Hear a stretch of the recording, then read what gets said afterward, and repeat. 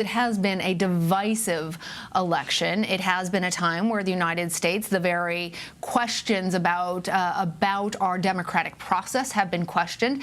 And Antjuan, I want to bring you in now because this has been 4 years in the making for Democrats. You're from South Carolina. You'll remember, of course, that Joe Biden really has a lot of credit to give to South Carolina in his ability to stand before the nation tonight and say that he is in fact becoming the next president of these United States.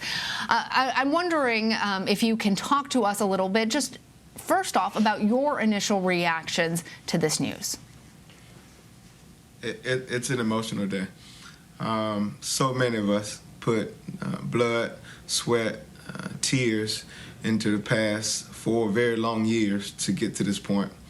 And the country owes a great debt of gratitude to my friend, my political father and mentor, Jim Clyburn, because he literally rearranged the cards of history to get Joe Biden to this moment. And to the people of South Carolina, you know, I took some hell when I said the road to heaven in the White House runs through South Carolina, and we were going to decide who the next nominee will be and have a large say-so in who the next president will be. Well, nevertheless, that has come to be true. And every time this country has needed recalibration, Lana, it's been because black voters have stepped up to the plate and did it. Joe Biden would not be here. He would not have been the Democratic nominee without strong, deep, and wide support from black voters all across this country. The same very hands that once picked cotton now pick presidents, and for the first time in American history, put a black woman on the ticket as the vice president-elect of these United States.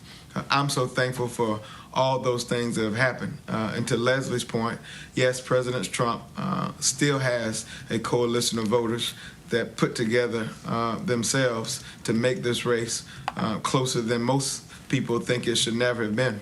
But at the end of the day, every time the American experiment decided to bend, the good news is it never broke. And I think that is what the story of this election will be. We decided to bend along the way, but we never broke. And that's why we have this historic moment for all of us.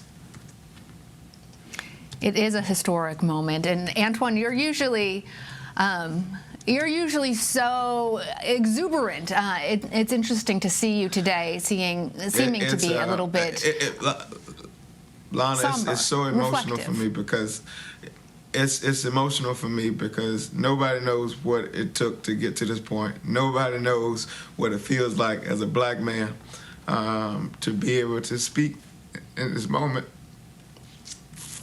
And the country owes black people so much to get us here, because if it wasn't for black voters in Wisconsin, Georgia, and Michigan, and Pennsylvania, we would not be here. We would not be here. It's powerfully emotional, I think, for all Americans as we have been dealing with this pandemic, dealing with this election, dealing with racial reckoning, for us to recognize that as we are trying to sort our way through our history and look towards our future, that it is a powerfully emotional moment. To your point, Antjuan, I want to show our viewers the black voters and how they did turn out in large numbers for Biden, 87% to 12% for President Trump. We do know that President Trump was able to make some inroads with African-American males, but as you're saying, Antjuan, Joe Biden owes a great debt of gratitude. His presidency, actually even his candidacy, to African Americans. I remember well after winning South Carolina, he told his supporters emphatically then, because he had been counted out at that point, he said, "We are back," and that is absolutely owed to African Americans.